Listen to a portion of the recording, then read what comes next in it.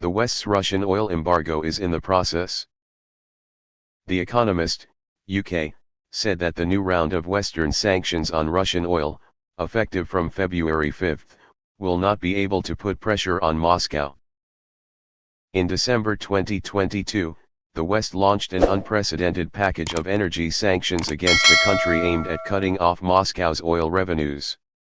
These include banning crude oil imports from Russia, prevent European companies from acting as intermediaries to promote Russian oil sales, unless the oil sales contract is made for less than $60 per barrel, a figure imposed by Western countries. After more than 2 months of application, many people think that the ceiling price has achieved considerable success. In addition, a new round of European sanctions against diesel and other petroleum products officially took effect from February 5. However, The Economist's report shows that, in reality, the past rounds of sanctions, and most likely a new round of sanctions, will not bring as much effect as imagined. Why this story? When old tricks are not enough. Specifically, the policy of banning and forcing prices in December 2022 did not significantly affect Russia's crude oil sales. In fact, while European businesses are scrambling to find a way to meet the new price cap, oil tanker routes are bustling again, with destinations in China and India instead of Europe. Statistics show that, in the first 4 weeks of 2023, as of January 29, Russia's crude oil exports, excluding CPC oil, a Kazakh blend shipped from Russia, reached 3.7 million barrels/day. This is the highest number since June 2022 and more than any one month in 2021. Advocates of price ceilings will argue that this is proof of the success of this policy, ensuring oil sources from Russia continue to circulate to stabilize the market, but limit prices to squeeze profits. Profits flow to Moscow pockets. They believe that the ceiling price will help buyers have more advantages in negotiations, while the longer transport distance means increased costs of yards, containers, and fuel, forcing Russia to compensate customers. At the same time, others also emphasized the price difference between Brent oil and Ural oil, which is reported by Western agencies.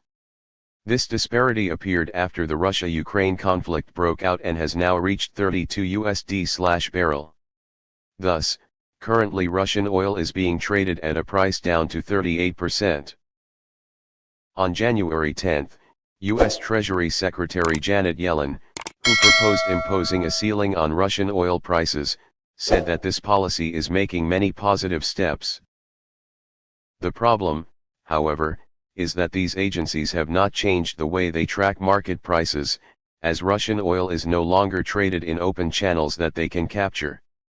Refiners and traders in Europe used to share information about price movements, but the Indian market did not. At the same time, these agencies also rely only on public indicators to estimate the cost of transportation between Russia's western ports and European storage, but the cost of transporting oil from Russia to Asia is often not revealed. As a result, the price drops reported by Western officials are inaccurate and often inflated. Meanwhile, customs data from India and China show that the two countries spent more money on Ural oil during the winter than usual. It is also more difficult to capture the true price, as all parties benefit if they can prove that they traded oil at a low price. Russian crude oil companies tend to lower their bills, while Indian refiners want to maximize profits in dealing with distributors.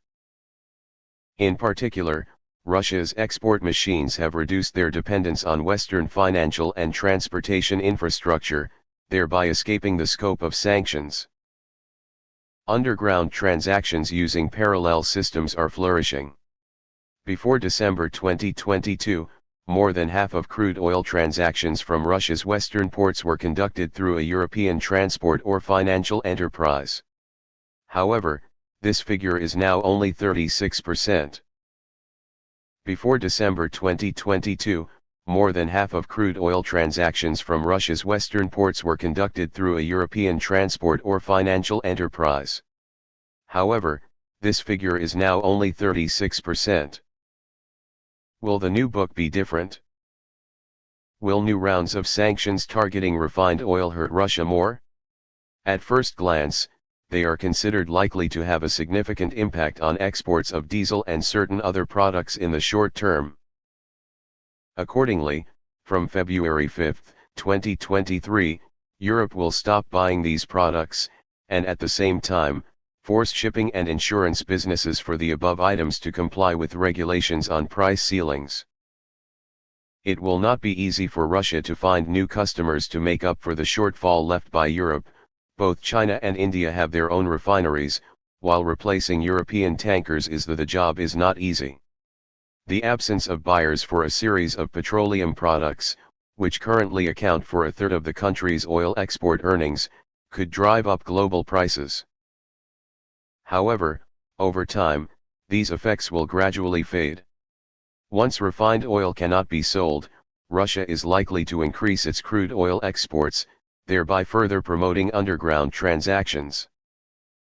In the opposite direction, it is not excluded that Europe will turn to China and India to find sources of diesel oil, even though they are produced from Russian crude oil. Once Moscow's oil flows out of Western control, sanctions will have little effect. Analysts say that sanctions will not be a substitute for financial and military aid to Ukraine. The Russian oil embargo will not change the current situation of the conflict.